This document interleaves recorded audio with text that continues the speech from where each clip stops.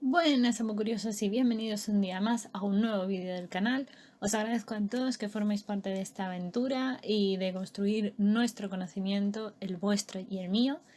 Espero que estéis bien, que estéis deseando aprender cosas nuevas o refrescar en vuestro cerebro aquellas cosillas que habíais olvidado y que vamos a intentar ir aprendiendo y o refrescando, insisto, en estos vídeos y en este vídeo de hoy, sin ir más lejos.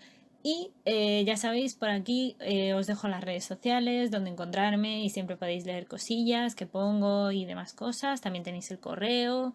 Bueno, me podéis localizar de mil formas, estoy disponible para vosotros. Y dicho todo esto, comenzamos con el tema de hoy.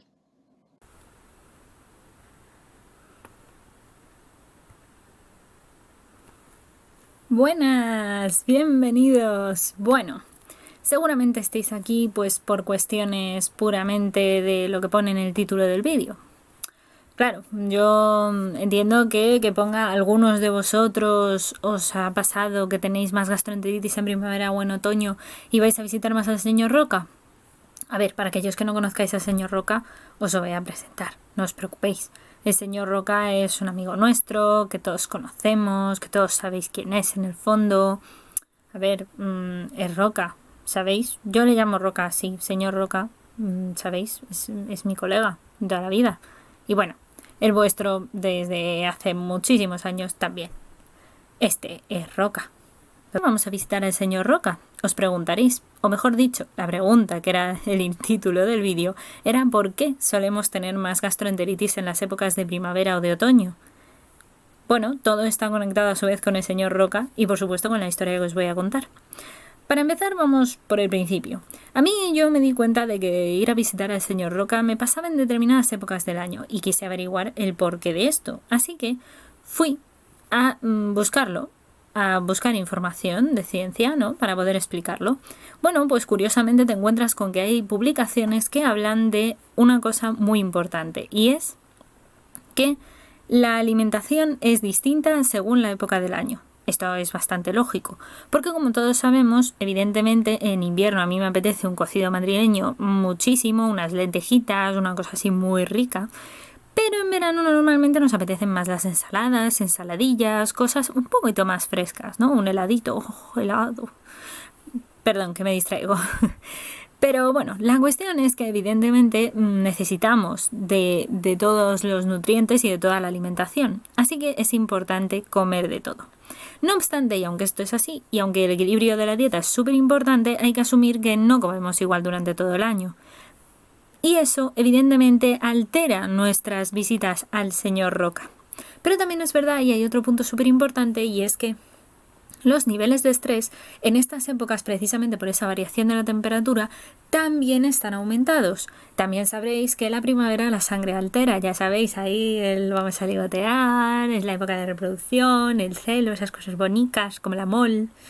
Y pues resulta que todo esto implica que realmente hay muchas hormonas y muchos factores que nos hacen sincronizarnos para que en estas épocas de bonanza de alimento y de muchas otras cosas, evidentemente la reproducción sea más exitosa y por tanto se fomenta que haya estrés, porque supone un estrés encontrar pareja.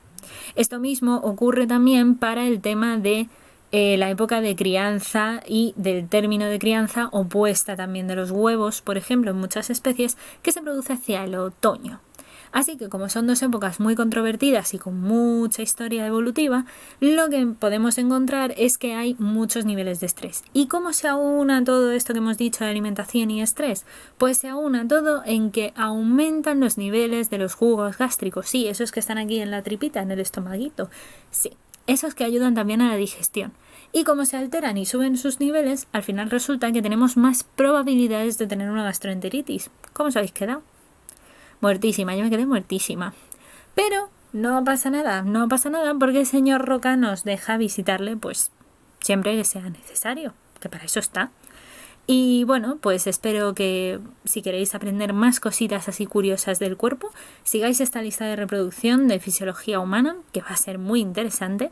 Y perdonadme, pero creo que me voy a tener que ir, que el señor Roca me reclama. Nos vemos pronto. Besitos. Chao. Y hasta aquí por hoy, amo curiosos. Espero que hayáis aprendido, que os haya resultado entretenido y sobre todo, ya sabéis, darle al pulgar hacia arriba, darle a la campana, dejaros las dudas, la información que encontréis que a lo mejor yo no he puesto sobre el tema, comentarios si queréis y demás aquí en el vídeo o en redes sociales o donde queráis. Y nada, pues simplemente espero que esta pieza de Lego os haya ayudado a construir un poquito más vuestro conocimiento. Y ya sabéis, nos leemos por redes sociales, nos vemos en el próximo vídeo. Muchas gracias. Ya sabéis que podéis compartir vuestro conocimiento siempre con todo el mundo. Y nada, que la ciencia y la fuerza os acompañe.